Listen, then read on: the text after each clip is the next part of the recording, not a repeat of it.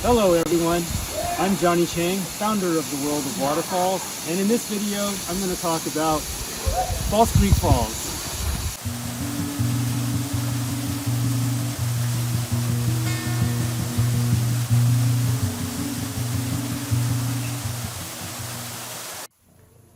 Fall Creek Falls is one of the lesser known waterfalls in the Los Angeles area. Even though this waterfall is located in Big Tujunga Canyon and is just east of the much more popular Trail Canyon Falls, this is really an adventure for locals looking for something different and not as wildly popular. From what I could tell, Fall Creek Falls consists of at least 4 drops totaling an estimated 230 feet, though I'm sure there are probably more drops further upstream.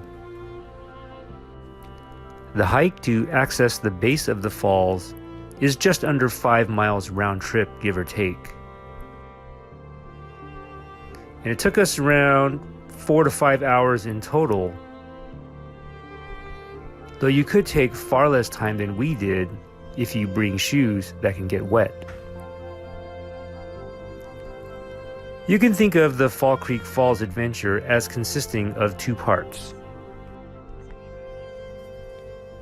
First, there's the easy part of the hike on the Fall Creek Road, which is about 2 miles long, so it makes up nearly 80% of this hike. From this trail, you get a chance to witness a seasonal side waterfall, as well as a cross-canyon view of most of the Fall Creek Falls. The second part of the adventure involves route finding and scrambling within the Big Tujunga Canyon to the base of the Fall Creek Falls. If the waterfall is flowing, chances are that you will have to get wet, as it involves crossing and wading in the Big Tujunga Creek while dodging prickly yucca plants as well as poison oak. So let's get into the adventure description to reach the bottom of Fall Creek Falls. Starting from the pullout by the Big Tujunga Canyon Road, in front of the gate blocking the former Fall Creek Road, we pretty much just walk the road behind that gate. Believe it or not, this road used to support vehicular traffic leading down to the Fall Creek Trail Camp at the bottom of the canyon.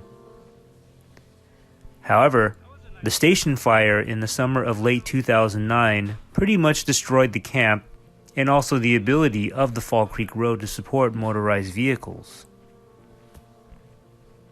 These days, the Fall Creek Road is now a hiking trail, which we're taking advantage of here. However, I'd imagine it can be used as a fire road should there be another wildfire in the area.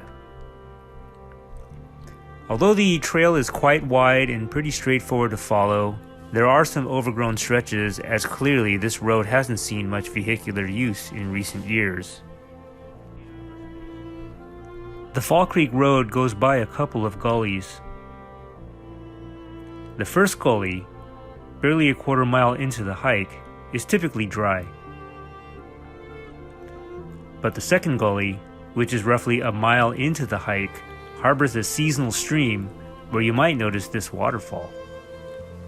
Usually this waterfall is overgrown and hard to see, but it's possible to do a rough scramble alongside the rock wall to the left. That would get you down to the rather crowded base of this side falls. You may notice that there are hidden tiers further upstream, but the rugged terrain here didn't make it seem like they were worth pursuing.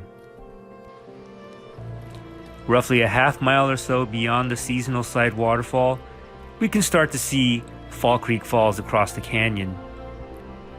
This waterfall twists on its way down into Big Tujunga Canyon, so we couldn't see all 4 drops in one shot.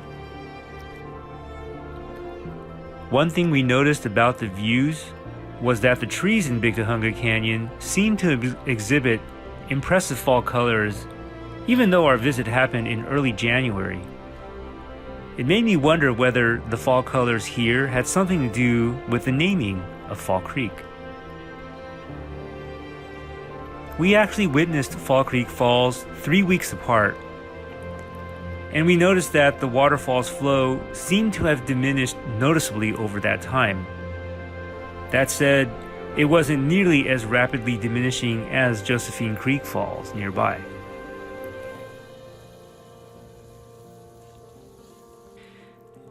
Now, speaking of Josephine Creek Falls, I noticed that Google Maps has Fall Creek Falls mislabeled with the Josephine Creek Falls place name. And this is one of the reasons why I don't really trust completely crowdsourced maps. Anyways, after about 2 miles from the start, the trail or former road reached the bottom of Big Tujunga Canyon, where we then had to move on to the rougher second part of this adventure.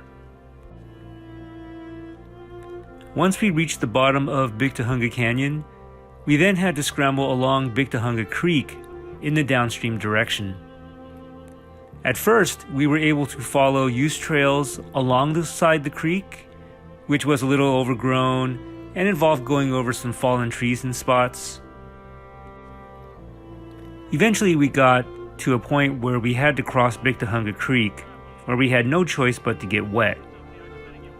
It's better to have shoes that can get wet, like trail runners, similar to the Ultra Lone Peak 5, and that way you don't have to waste time changing shoes all the time when you encounter a crossing. Now, when we did this hike, I actually had to change into Chacos, which were like a pair of hiking sandals that I brought, and that way I knew that we had to get wet, and so I didn't want to ruin my Vast St. Elias hiking boots. And so, before going in the water, I basically clipped my boots onto my pack and put on the Chacos and pretty much went through the water without jabbing my feet. As much as we wanted to find a dry way to get all the way to the bottom of Fall Creek Falls after our initial crossing of the Big Tujunga Creek, it turned out that the best way to go was actually to wade in the creek and keep to the left. That got us through this yucca patch on the other side of this fallen tree. Eventually, the path got us back to the Big Tujunga Creek, where we then followed it briefly upstream towards another crossing of the creek. Once we were on the other side of the creek, we then went through the last of the yucca patches before finally getting to the bottom of Fall Creek Falls.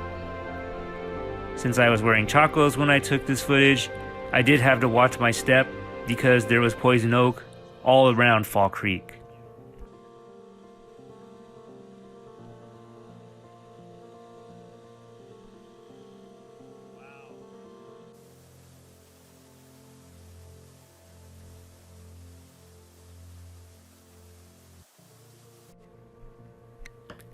After having our fill of Fall Creek Falls, we then went back the way we came. This time, it went a lot faster because we knew which way we should be going, and we didn't have to care about getting our feet wet at this point because we already gave in. Only once we got past the last of the crossings of Big Tujunga Creek, then we changed back into our hiking boots or shoes, and then do the rest of the uphill hike on the Fall Creek Road back up to the Big Tujunga Canyon Road. On the way back up, we got to experience the cross-canyon views of Fall Creek Falls once again. But as we got to within about a half mile to a quarter mile left from the start of the hike, we also noticed the elusive Lower Fox Canyon Falls in the distance. That waterfall is a separate adventure that can be combined with Josephine Creek Falls. I have a video and waterfall write-ups for each of those waterfalls, which you can access through the links in the video description below.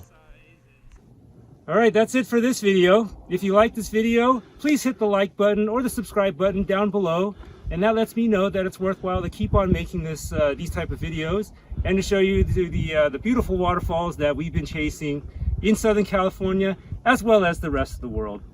So in the meantime, be safe, have fun out there, and keep on chasing waterfalls.